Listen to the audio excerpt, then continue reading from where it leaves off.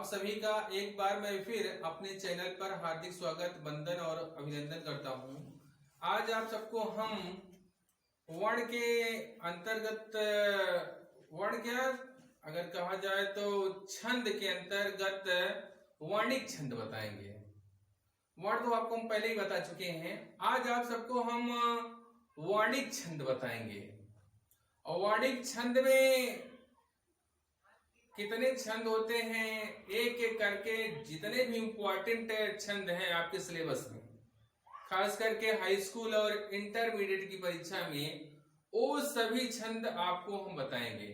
तो आज आप लोग सवैया छंद किसे कहते हैं, उसमें कितने वर्ण होते हैं और उसका उदाहरण आप लोग पढ़ेंगे। तो सबसे पहले आप लिखिए हेडिंग सवैया छंद।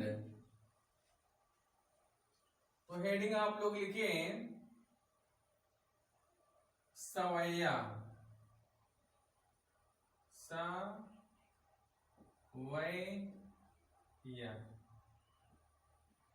ये आपकी भैया हो गई हेडिंग।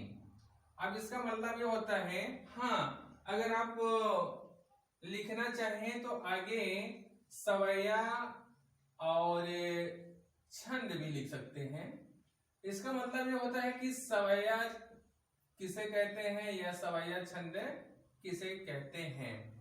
और थोड़ा सा आप लोग ये भी समझ लीजिए, आपको हम पढ़ाए हैं कि वर्णिक छंद किसे कहते हैं, लेकिन आज हम वर्णिक छंद के अंतर्गत सवैया आपको बताने चल रहे हैं। तो थोड़ा सा यहाँ हम समझ लेते हैं कि वर्णिक छंद क्या होता है।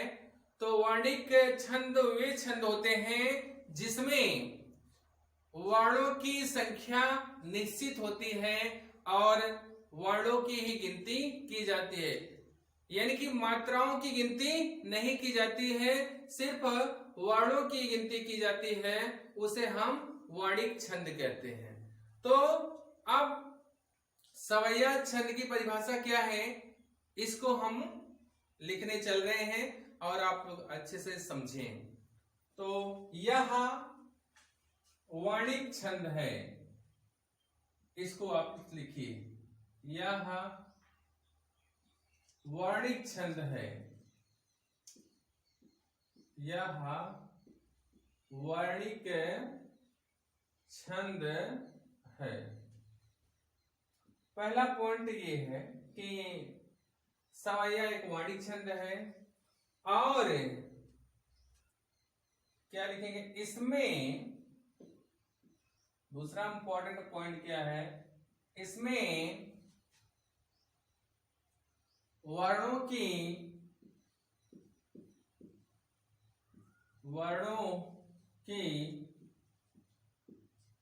अच्छा, वर्णों की अगर ना समझ में आए तो यहां ब्रैकेट में हम लिख दे रहे हैं अक्षरों की, जिससे आपको कोई दिक्कत ना हो। अक्षरों की संख्या, अक्षरों की संख्या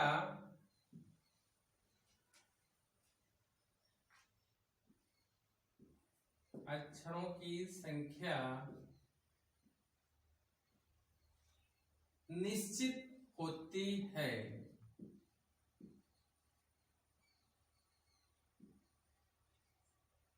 निश्चित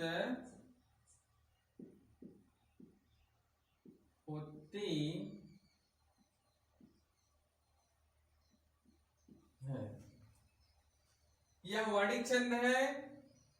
एक पॉइंट, इसमें वर्णों की अर्थात वर्णों अक्षरों की संख्या निश्चित होती है और इसमें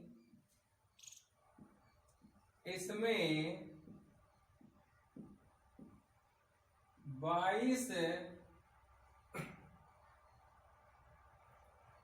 वर्ण अर्थात अक्षर, 22 वर्ण से लेकर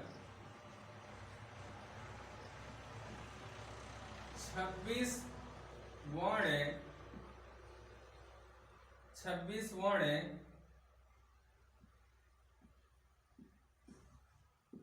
आते हैं। अब आपको इसकी परिभाषा हमें उम्मीद है कि समझ में आ गई होगी। फिलहाल एक बार हम समझ लेते हैं। सवैया छंद यह एक वर्णिक छंद है। इसमें वर्णों की अर्थात अक्षरों की संख्या निश्चित होती है। और कितनी संख्या होती है इसमें? 22 वर्ण से लेकर 26 वर्ण आते हैं। अर्थात इसमें 22 अक्षर से लेकर के 26 अक्षर प्रत्येक चरण में आते हैं।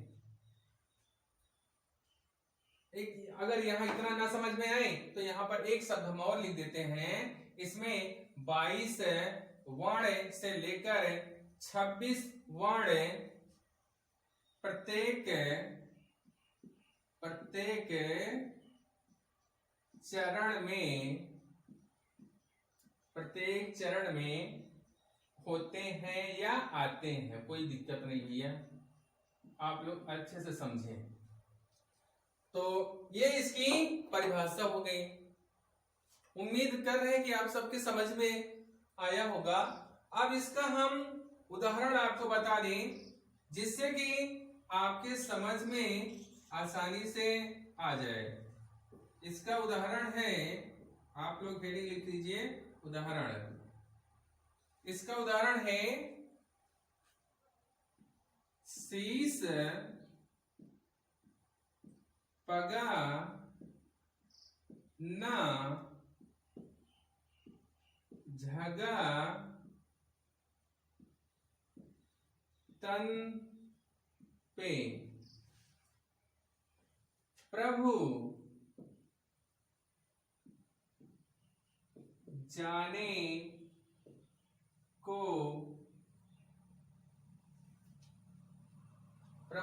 को हैं, प्रभु जाने को हैं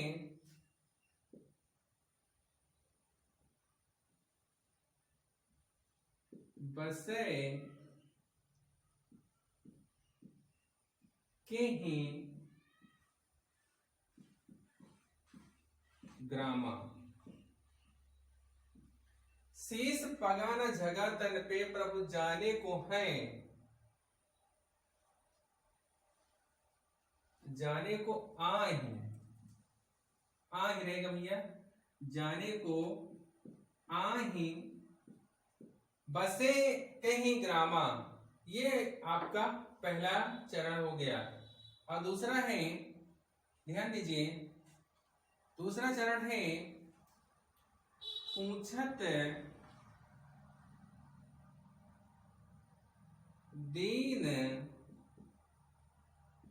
दयाल का नाम बतावत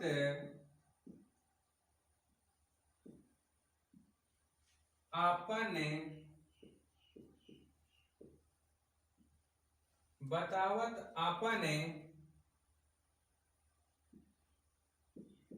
नाम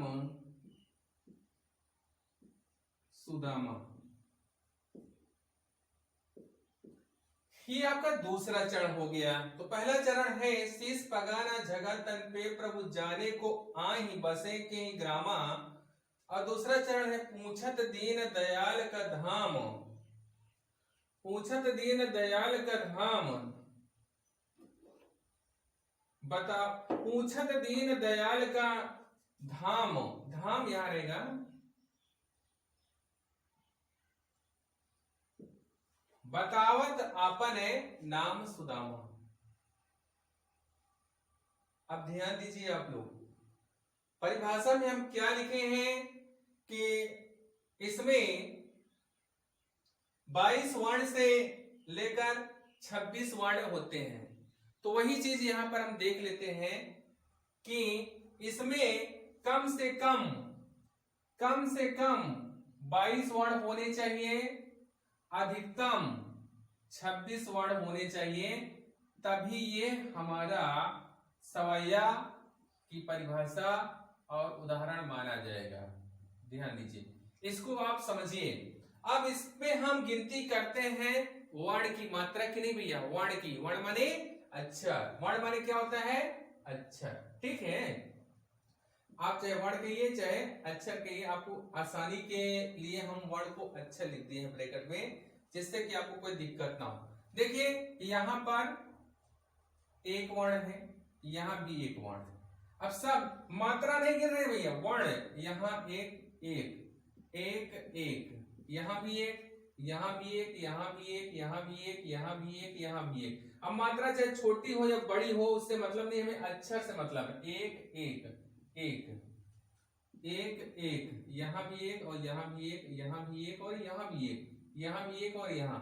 अब हम गिनते हैं कि हमारा जो ये पहला चरण है, यहां से लेकर के भैया ये यहां तक एक चरण माना जाएगा।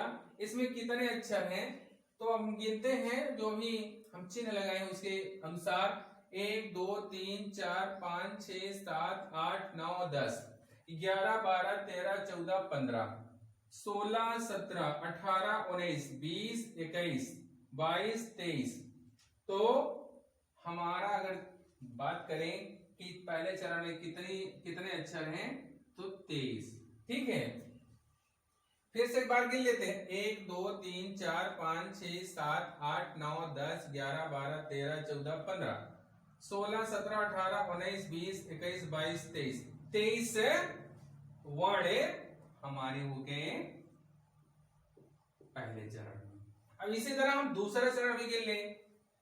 1 2 3 1 2 3 4 5 6 पहले सब में हम खींच लेते हैं कि कितने कितने अक्षर हैं, गिनते हैं बाद में। तो सभी में एक एक वर्ण है, क्योंकि हम मात्रा की गिनती नहीं कर रहे हैं। तो वर्ण चाहे बड़ी की मात्रा हो चाहे छोटी की मात्रा, यानी कि हास्य स्वर हो या दीर्घ स्वर हो, स्वर से हमें कोई लेना देना नहीं है। अब हम गिनते हैं कितने अक्षर हैं या कितने वर्ण हैं। 1 2 3 4 5 6 7 8 9 10 11 12 13 14 15 16 17 18 19 20 21 22 23। तो यहां पर भी कितना आया, 23 वर्ण। ठीक भैया, 23 वर्ण पहले चरण में भी आया है और 23 वर्ण ही दूसरे चरण में आया है। हम आपको वर्ण की गिनती कैसे करते हैं इसको भी निकाल के बता दिए हैं। बहुत आराम से वर्ण की हम गिनती कर सकते हैं। इसमें चाहे बड़ी की मात्रा लगा हो चाहे छोटी की मात्रा हो, उससे हमसे लेना देना नहीं होता है। सिर्फ कितने अक्षर हैं, अगर आधा अक्षर कोई है तो उसको हम गिनती नहीं करते हैं। जो पूरा अक्षर होता है उसी की गिनती करते हैं। तो सीधा सीधा इसमें एक अक्षर, इसमें भी एक, इसमें भी एक, इसमें चाहे बड़ा लगाओ चाहे छोटा हो, कोई दिक्कत नहीं है। सब में एक एक मात्राएं हैं। उम्मीद करते हैं कि आपके समझ में आ गया होगा। अब देखिए थोड़ा सा हम आपको बता रहे हैं, जैसे यहाँ पर देखिए सा है, अगर ये सा इस तरह होता तब भी एक इसमें वर्ण होता। अगर सा में बड़ी की मात्रा लग गई तब भी एक ही वर्ण इसमें माना जाएगा। अगर मान लो बड़ा सा होता तब भी इसमें एक ही वर्ण माना जाता। ये इसमें हम वर्णों की गिनती कर रहे हैं, न कि मात्राओं की। इसलिए चाहे हास्य स्वर हो चाहे दीर्घ स्वर हो, चाहे छोटा स्वर हो चाहे बड़ा, सब में एक एक ही वर्ण होते हैं, अर्थात एक एक ही अक्षर होते हैं। और एक बात समझिए आप लोग, यह एक पॉइंट इसमें चाहे आप लोग और जोड़ दीजिए। यह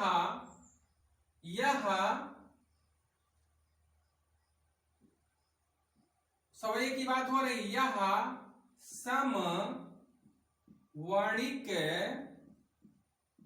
समवर्णिक छंद है।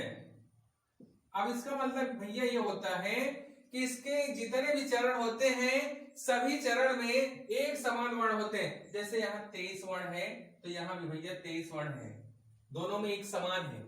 यानी कि चाहे 2 चरण हो चाहे 3 चरण चाहे 4 चरण, जितने भी होंगे सब में एक समान मात्राएं एक समान वर्ण, मात्रा नहीं वर्ण, एक समान वर्ण होते हैं। अगर पहले चरण में 22 वर्ण है तो दूसरे में भी 22 होंगे, पहले में 23 है तो दूसरे में भी 23 होंगे, पहले में 24 है तो दूसरे में भी 24।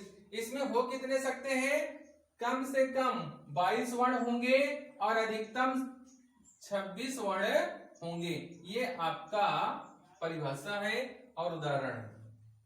अब आपको हम सवये या सवैया छंद की परिभाषा बता दिए और आपको इसका उदाहरण भी बता दिए और कैसे वर्णों की गिनती की जाती है ये भी बता दिए। और यह समवर्णिक छंद है। समवर्णिक मतलब क्या होता है? सभी वर्णों में, सभी चरणों में एक समान वर्ण हो तो उसे समवर्णिक छंद बोला जाता है।